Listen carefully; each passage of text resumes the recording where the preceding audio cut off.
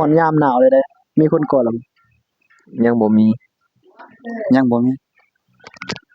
ยังบ่มีคือกันใส่ว่ามีแฟน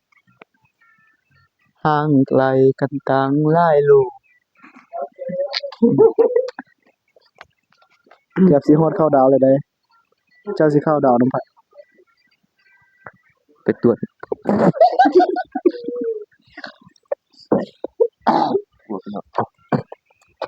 เออไปตุนเฮือนหมู่เนาะไปนำหมู่คือกันบ่มีเพิ่นเข้าได้ดาวเพราะว่ามันอยู่สูงเกินไปเว้าแท้โกครับมันมาเปิดปีใหม่นะปีใหม่ยังบ่ทันฮอด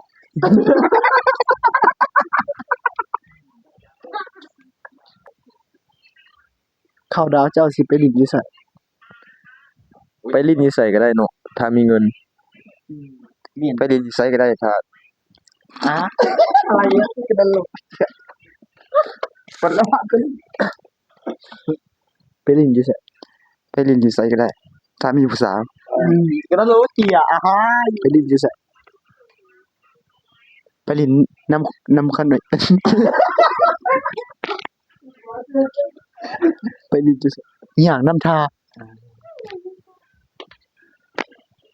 อะไรอีก โน